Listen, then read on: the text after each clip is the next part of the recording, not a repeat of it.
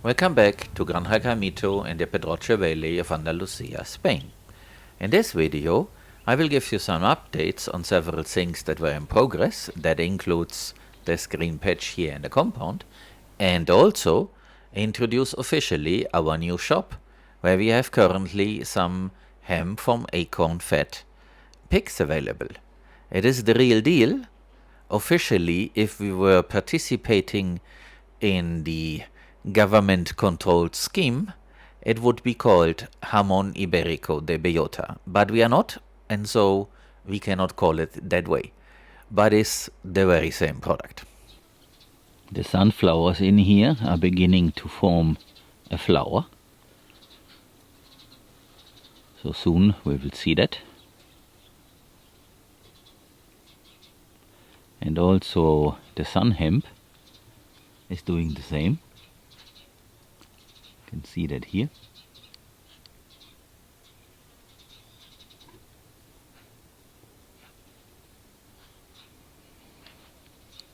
Won't catch it.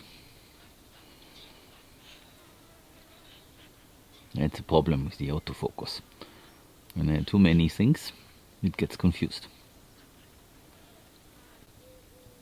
But here we can see that. There's the yellow flower that the sun hemp makes.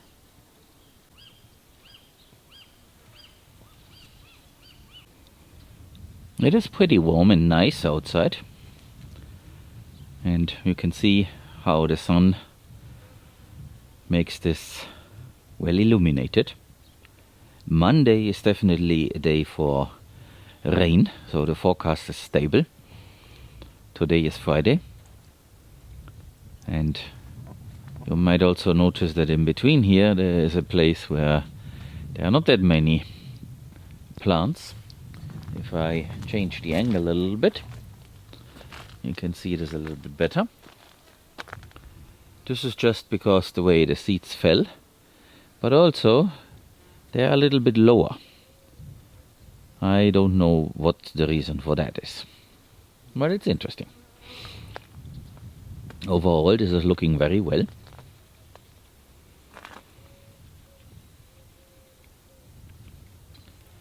And I definitely think that we will do similar things in spring, summer and autumn in order to have a lot of forage available, because all that, if you take the trees out of the equation, all that is forage. But then of course it requires irrigation. So right now the drip irrigation is on, because we felt that it was getting a little bit too dry. So irrigation is key. We need to find a way to irrigate in a sensible way. Of course, this is not sustainable. We cannot irrigate the whole time all 45 hectares. That does not work. So we need to improve the soil in order for it to store a lot of water, and then at some point we might stop irrigating. So that is the challenge, that is the objective, and we have to figure out how to pull this off. Over here the red missile is getting ripe. More and more red missiles show up while the others are still yellow. I guess from there in the background you can probably already start harvesting. That stuff is very spicy, so it's pure chili and very dangerous. And our intention is to pack them up and offer them in the shop. Of course, it's a very limited quantity. We will see how many we can retrieve from here. A few, of course, we will keep for ourselves. We also want to taste the spiciness. But the surplus definitely will show up in the shop. And what I don't know yet is if this is a very small bag with just 3 of them, or a larger bag with 20. We'll see how it looks, and we'll try to make a sensible decision. But if you have any suggestions, please let us know in the comments. Because after all, we are developing this together, and I definitely appreciate your input. Allow me to introduce and promote our new shop. After a little while of programming and designing it, this is how it looks. I have superimposed the web address so that you can find it. So we have a website, kaimito.eu, and in there, under shop, you can find what is available for purchase. Currently, we have available envelopes of 100 grams of acorn fat and cured ham from Iberian pigs. And this is how the page with more details looks like. There is also a feature that is very important to me. It is called the price slider. The purpose is that you, as our customer, can decide what the product is worth to you. This project is not about to set up an extractive business in order to extract a lot of money from the natural resources that we find in our dehesa. Instead, we want to regenerate and grow in order to produce abundance and then be able to sell the surplus. If this were manufacturing, then we could calculate a price based on all the input costs. If this were retail, the basis for calculation would be the purchase price from the suppliers. But this is agriculture and regenerative one, so there is a lot of investment needed for all kinds of purposes that will play out in the long run. It's not possible to associate a cost and fairly calculate the price for an item. So I want to try something new, and the new thing is called value-based pricing. There are websites explaining the details about this, and it basically means you as the customer express by setting a price what the item is worth to you. And you take into consideration all the information that I share here in these videos, what you see, what you feel, what your situation is, or whatever you might want to consider. And then you set the price, and you will get the product. And it doesn't matter if you lower or raise the price, you will get the product in either case. I am also working on some background thing which is called Granja EU, and that is basically where the back office happens. And it's supposed to be a software tool to administer and organize a farm. A few of you have already ordered the ham and received it, and I'm very much looking forward to some reports, how you like it, how the taste is, and maybe a few more will be interested in getting their piece as well. Thank you for your business, and also your support for this project. I didn't fly the drone this time to show this area from the air, and I also think because of the calves that have eaten most of the Bermudagrass in here frequently when they had a chance. It doesn't look that impressive, but maybe if I stand here and zoom in and pan across, you can get an idea of how this is developing, because it has been bitten off and it's coming back because there is enough moisture, apparently because of the pond that sits behind it, and of course it does not require a lot of water. Being a C4 plant makes it a little bit easier. Let me zoom out again. I'm not sure, based on what I see in the viewfinder here, how this is going to look like. So I'm trying to get you some good impression across, but yeah, it's difficult when you film it. But with the naked eye I can definitely say that this area has a lot more green than it used to have, and it's coming up more and more. So it starts down there and it's coming up here. So this is definitely becoming a ground cover here. And the same goes in other places. Of course it's much smaller in size, but this is developing.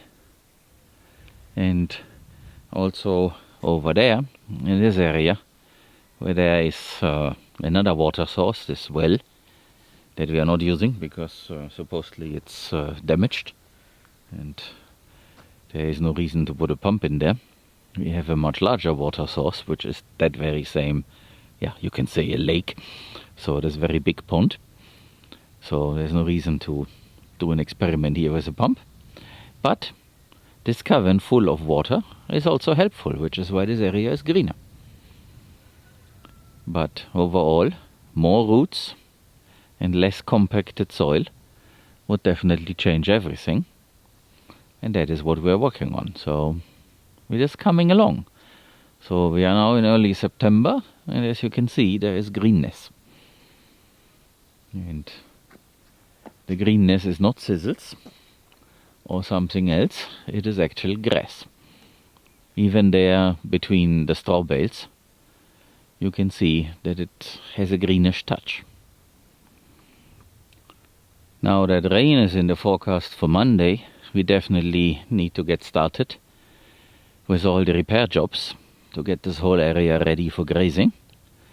Because after this rain event, and it looks very promising, 3 weeks later or so, we might have forage available and need to start our rotational grazing to move the animals daily from one place to the next. So all that is broken, like this wire here and the fence post there and many other things, they need fixing. That will happen, but now basically is the time to get it started and finish all the other jobs. And there's also something else before I go to a different place. We have thought about how to organize water for all the animals. And the best solution that we have come up so far with is that we will use this animal lane where I'm walking to guide them to the one and only big animal waterer for this zone, which is zone A. And this animal water should sit right there in the background. So this area can be made pretty wide. It is thought as a gathering area anyway, and we will put in there a huge waterer where all the animals at the same time can drink water left and right of this big waterer. This is going to be of concrete and will be similar to those that you can find for transhumans in the villages. So in the past they built these things in the villages so that the animals passing through can have a drink. And we will take the same idea and make our own version here. And this is for zone A. And then on the other side of that wall there, we plan to do the very same thing for zone C, and also put a structure on top of it to hold solar panels so that we have electricity. We need a little bit more panels and also shade. So that is what we would like to do, but of course we need to find the time and the resources to do all that. But at least that is the current state of thinking. Another thing that is also very high on the list is to continue a little bit with all that. So this animal sorting facility. We have, as you can see there in the background, the first circle, the narrow one, this single file thing. And what we need to do is the second circle with a squeeze door so that we can nudge the animals to go into the second, into the circle at the end where the squeeze chute is. So hopefully we can also make some progress on that while we are in the moist and less hot season. Right now it is absolutely prohibitive to start welding because you will start a forest fire. So during summer that is impossible. But now that we are getting into the rainy part of the year, all these jobs can now be done again very soon. And of course there is many other things, and there's always a competing and conflicting situation, or there's a conflict between all the different tasks. But we manage, and somehow this will all come together over time.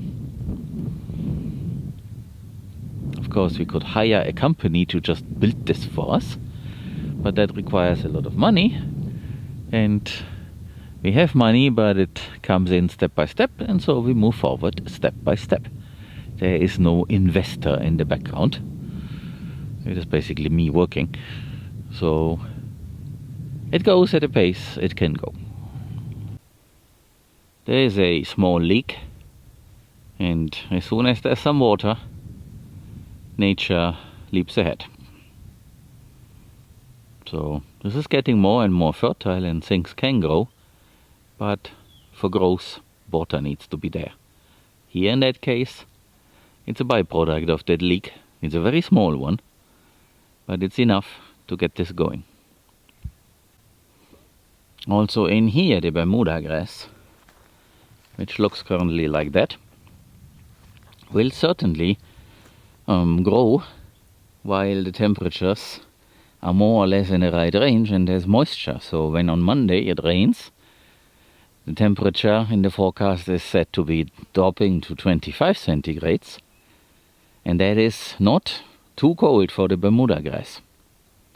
Of course, it likes 35 degrees to really thrive, given that there's moisture.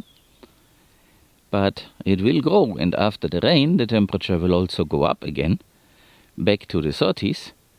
And that is a pretty good summer elsewhere. So I expect this to grow a month longer, with that influx of water that will come on Monday. And then by October there will be a day from then on it will be cold. Not freezing, but definitely 30 centigrades will be gone until next year. And it will be around 25 during the day for a little while. And then by December we see single-digit temperatures. And between January and February we will have freezing temperatures. But during the day it will warm up enough, but not enough to unfreeze a pond or something like that. But things continue growing a little bit, also very slow. So here I am at the site of the first Miyawaki forest. This is all prep work. This is not done. There is a lot of things that needs doing, and also a few cycles of planting and foraging and planting and uprooting. That's why the pigs are so important. The guys over there. So this is the current state before the rain. So what we have here, we have a few thick fence posts in order to support gates or doors, depending on the size and how you want to call it. So the guys have used these thick fence posts. They sustain a little bit more force, and they have also straightened the line of posts here. So the smaller ones are support posts, and then there is a thick one somewhere there when the direction changes, and then there's another straight line to the next thick one. So what is now missing is to install the wire mesh and then the electric elements, and then this piece here will be done. Of course, they also did this part here, so that's also good. And then the job continues on the other side, and also there on the animal lane, over there. And very soon this will be fenced in, pig safe, so that when the ground is now moist, and of course we will also install here along that a water line, then the pigs can uproot here and do their job. Seed is on order, and once we have it, we will seed it, and the pigs are going to help. We will also use the excavator to distribute this old straw, so that all this now comes together. Of course, you have seen this a little bit already in several videos, and a lot of the things I already mentioned, but this is an update. So you see there is another water retention area, and there's one down there. Missing is the one here in this area, but that will come next. But today is Friday, so this will be for the next rain event after the one we expect on Monday. And you might wonder why we have so huge walls and berms and all the stuff is just piling up. The reason is currently we have the forks instead of the bucket attached to the backhoe, and that means we cannot really move this. So what Angel is doing is, he is excavating as much as he can, and when we have distributed enough of the straw, then the guys will change the forks for the bucket, and then this stuff gets moved to the places where we want it to be. And then later on we will change for the forks again to distribute more of the other material. And that includes this one here. But it's mostly the nice one to feed the animals. And the truckload that we started to use, I am talking about a straw that is for feeding. This will last us quite a while, and then we have green forage available, and so the next truckload will then come during summer, because whatever we manage to plant will not be enough to feed them the whole summer just yet, but at least we are trying. Remember that failed experiment in CT2. It came in late, the seed I mean, because of a strike, and then there was no more water and our irrigation attempts were not enough, so let's not count on that. But this is how we juggle between all the different things.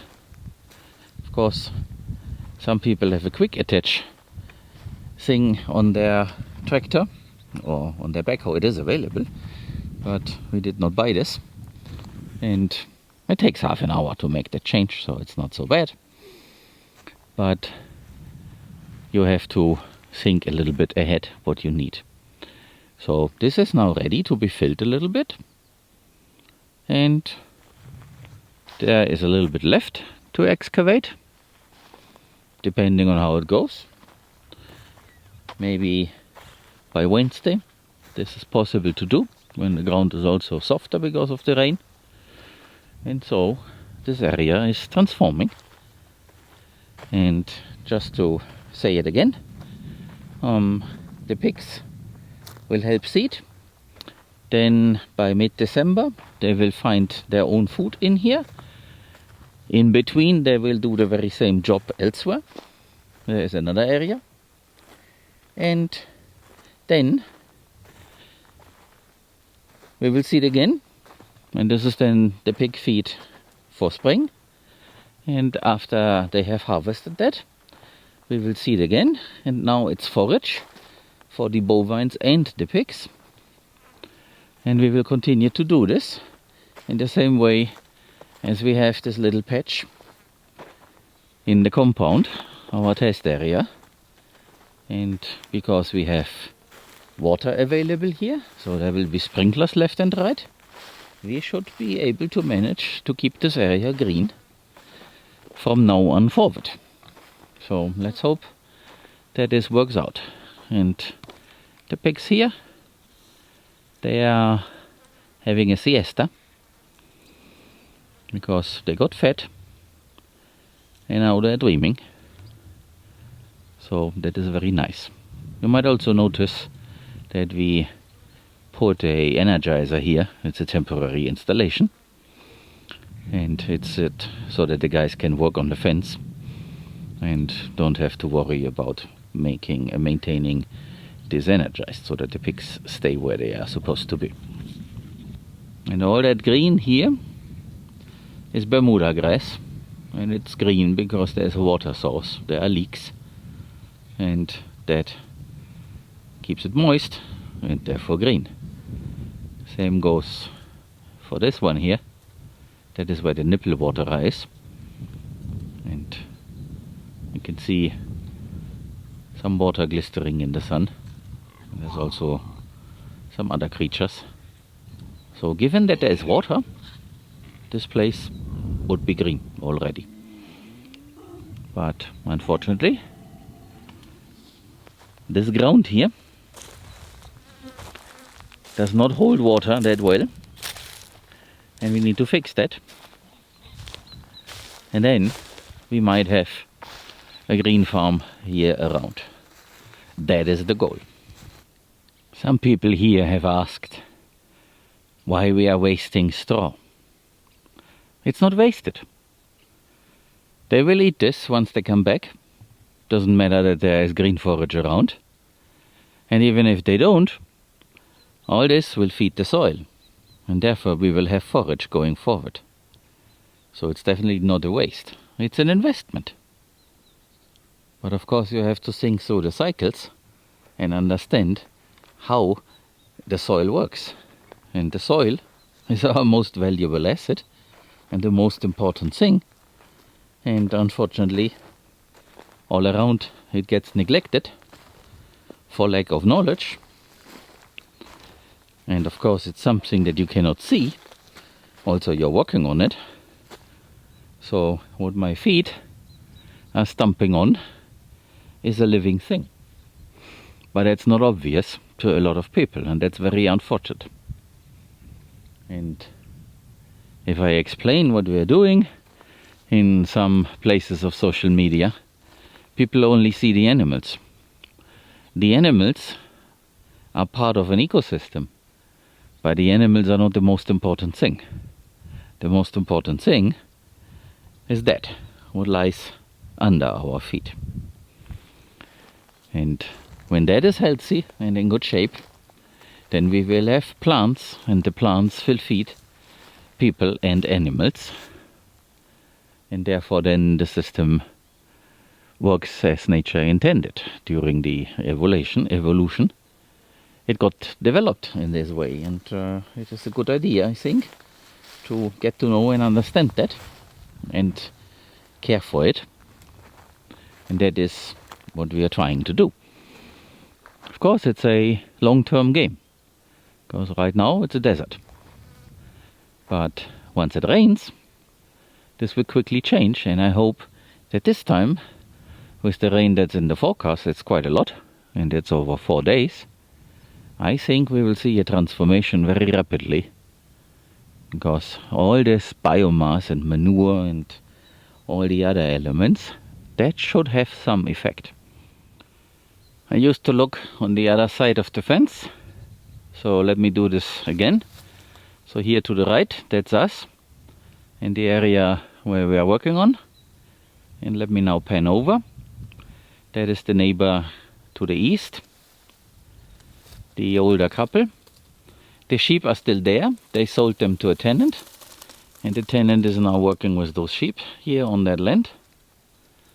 And of course there is no other activity going on, so the sheep graze or are being taken to a different place or are fed feed from a bag, and that's it. This is the traditional way, and I would call this extractive, while we are constantly changing things. And we are trying to feed the soil, as I mentioned. While there on the other side, it just happens by coincidence, hoping for the best. And this would not be wrong, given that there's enough of herders that move with the animals around, like it used to be in the past. So I have a book written by someone from a university here in Spain, and this person talks about dehesas. So we are in a dehesa, so this landscape is a dehesa. It talks about dehesas larger than 1,000 hectare or smaller than 1,000 hectare, and explains how to benefit from the oak trees and all the other things that you can extract, and gives a very thorough explanation on how you should prune these trees and all that. And also talks about the animals and the need to move them around and all that. So in the past, that is what people did. They went for 2 weeks into the woods, so into a dehesa, and slept there where the animals rested overnight. And they had little areas, hence those stone walls, where they can keep the animals overnight while they sleep nearby. But nowadays, people live in a village, and people visit these places but do not really work on them. So that leads to the sad fact that the animals are basically alone in what used to be a managed dehesa, and that apparently led to the degradation of the land and all the issues. So now, in our small piece of just 45 hectares, we are trying to set up fences and establish a rotational grazing pattern by using gates and animal lanes and all that in order to compensate for the lack of herders. Because nobody is willing, or it would be very, very expensive, to do that job like they did in the past. Of course, you could do the same thing as on an oil rig. Yeah, you can work in shifts and be 14 days out there in the woods. I'm sure that there are some people who like to do this, but I also expect an adequate pay. And that, of course, has other effects. So it's a catch-22. And maybe our idea is working out in the long term, because I said this in one of the last videos, this should be a highly productive piece of land. And this is just the very beginning. So once the soil is more fertile and holds more water, then more and more things can come, and there is more shade, and we can plant more things, and we can have more animals than we already have, which is already quite a lot. So I can see quite a few things coming up over the next few years to turn us from that to a lush and fertile forest.